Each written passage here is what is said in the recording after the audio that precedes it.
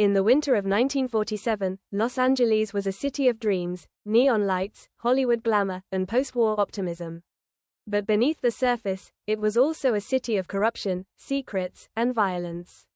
And on January 15, those shadows came into focus, when the mutilated body of a young woman was found in a vacant lot. Her name was Elizabeth Short.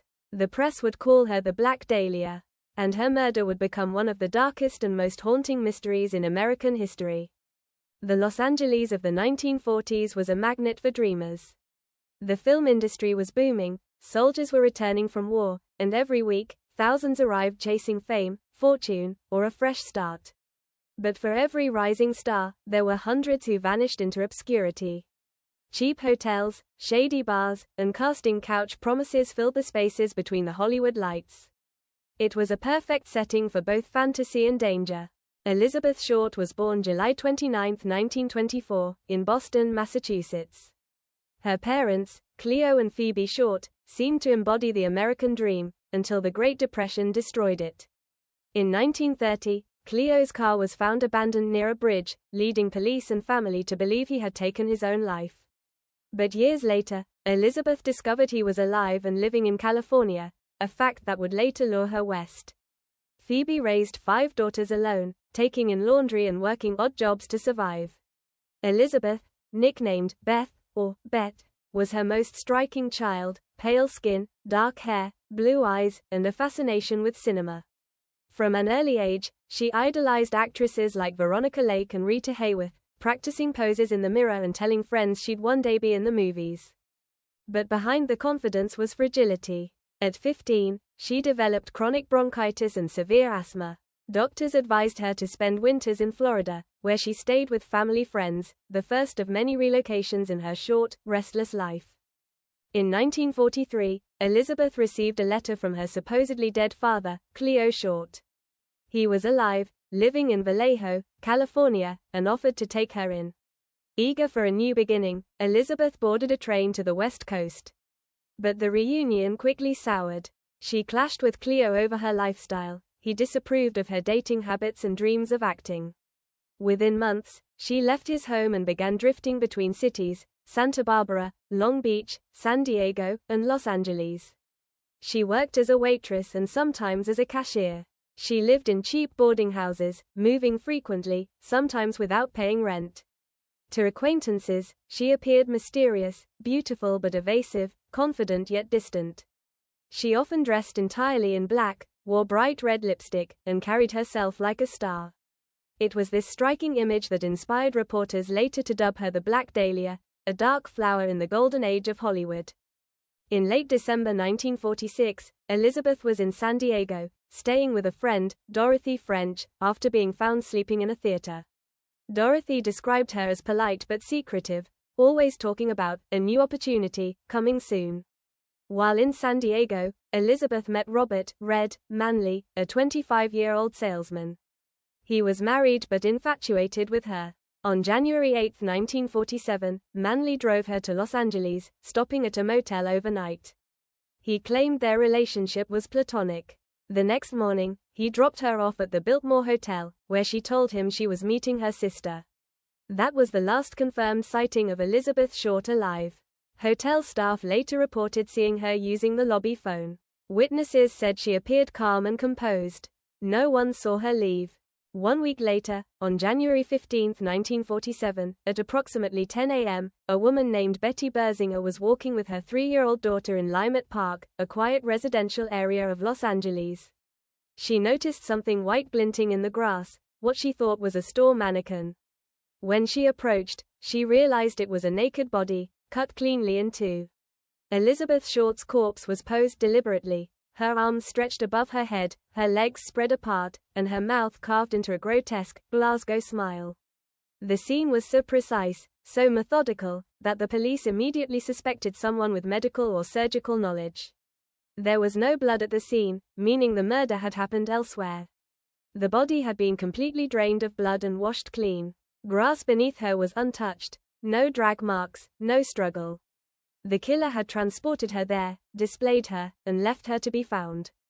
The coroner's report revealed what the press called unimaginable brutality. Elizabeth had been tortured for hours before her death, bound, beaten, and cut. The killer used a sharp surgical instrument to slice her body cleanly at the waist, between the second and third lumbar vertebrae, the same technique used in medical procedures. Her organs were intact, her blood was gone, and her body had been meticulously cleaned, leaving nothing, not even fingerprints.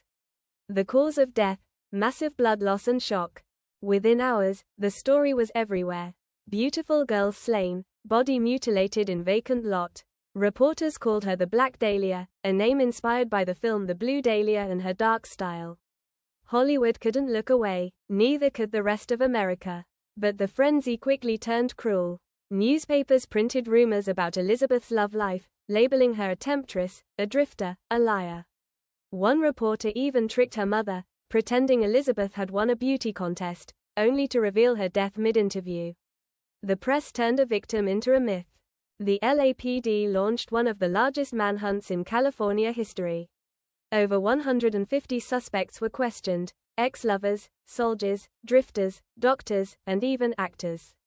Everyone wanted to confess. More than 60 people, men and women alike, claimed to be the killer.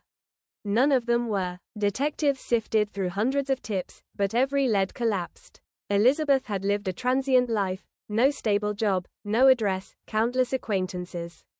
She was everywhere and nowhere. A ghost before she even died. Over the years, 5 names would dominate the case files. A wealthy surgeon, respected and feared. He specialized in gynecology and had the skills to perform the kind of precise cuts found on Elizabeth's body. Hodel was later accused of sexually abusing his teenage daughter, Tamar. During the trial, Tamar testified that her father had boasted about killing a woman. LAPD secretly bugged his home in 1950. One recording captured him saying, "Suppose I did kill the Black Dahlia. They can't prove it. My secretary's dead." He was never charged. Soon after, he left the country, and the trail went cold. A violent drifter and alcoholic, Jack Anderson Wilson allegedly confessed details of the murder to a friend, describing the cutting and transportation of the body with accuracy not publicly known. Detectives considered him a serious suspect, until he died in a suspicious fire before questioning. Some believe he may have been connected to Hodel's social circle or eliminated to silence him. A Hollywood nightclub owner who often provided lodging to struggling actresses. Elizabeth had stayed at his house several times. After her death, a package arrived at the Los Angeles Examiner containing her personal items, and an address book embossed with Hansen's name. He claimed she'd borrowed it. The police could never prove otherwise. The last confirmed person to see her alive. He passed lie detector tests and cooperated with police. But guilt consumed him. He suffered a breakdown years later, and died exactly 39 years to the day after leaving Elizabeth at the Biltmore Hotel. A mortician's assistant who began writing to a police psychiatrist, describing inside knowledge of the case. He claimed another man, Jeff Connors, was the killer. But Dillon himself knew too much. Blood was later found in a motel room connected to him, but the evidence was lost amid bureaucratic chaos. He later sued the LAPD for unlawful arrest. At the time, the LAPD was rife with corruption. High-ranking officers had connections to Hollywood elites, mobsters, and politicians. Several files related to the Black Dahlia case were later discovered missing or destroyed. Even the wiretaps at George Hodel's home were reportedly discontinued without explanation. Some believe powerful figures in Los Angeles wanted the truth buried, perhaps to protect one of their own. Elizabeth Short moved in circles that brushed against Hollywood, aspiring actors, producers, and studio workers.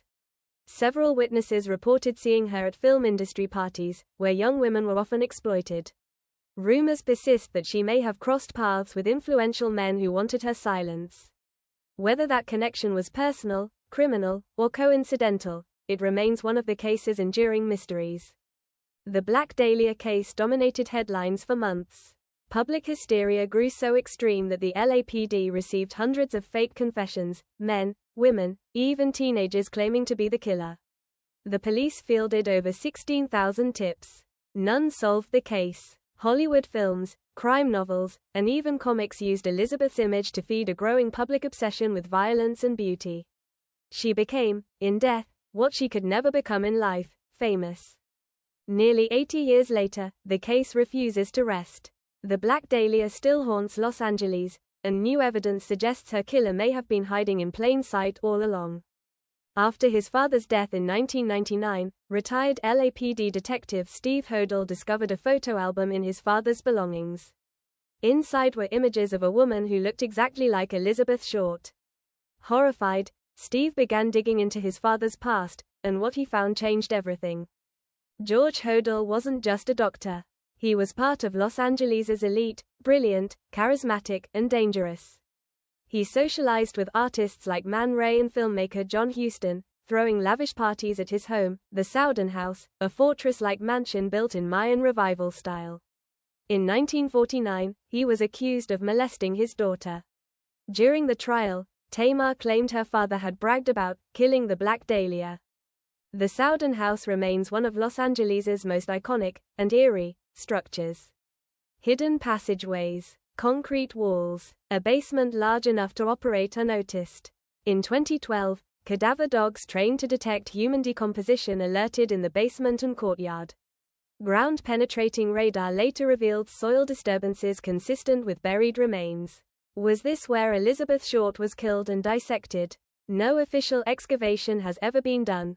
George Hodel was obsessed with surrealism, particularly Man Ray's art, which often depicted dismembered female bodies. The pose of Elizabeth's corpse mirrored several of Man Ray's pieces, including the Minotaur and Les Amoureux. Was the murder an artistic statement, a macabre masterpiece? A blend of ego, power, and perversion? Later discoveries revealed that Hodel was one of 21 prime suspects in a secret LAPD dossier. Many of those files vanished during internal corruption probes in the 1950s. Even more troubling, several high-ranking officers who investigated Hodel later worked for him privately after retiring. Was this coincidence, or cover-up? Elizabeth Short may not have been the only victim. Between 1943 and 1949, 5 other women in Los Angeles were found murdered and mutilated in similar ways, drained of blood, faces cut, bodies displayed. The press dubbed one, the lipstick murder. Another, the werewolf killing. Were they connected? LAPD dismissed it. But FBI analysts saw a pattern: one killer, one signature.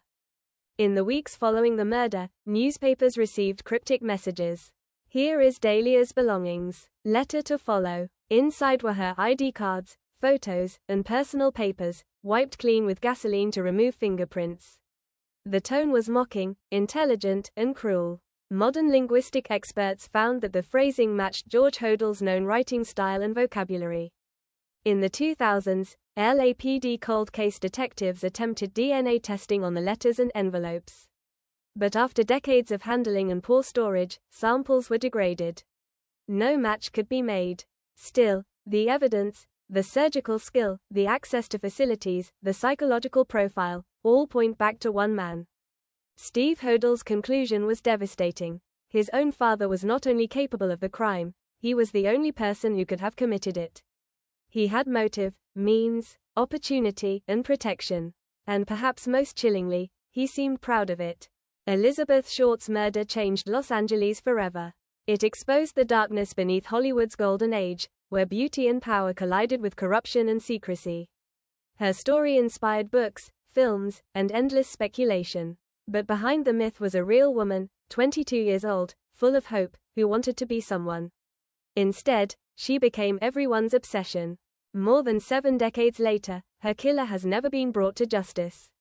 The files remain open. The questions remain unanswered. Who killed Elizabeth Short? Was it George Hodel, or someone even more untouchable? And why was the truth buried along with her?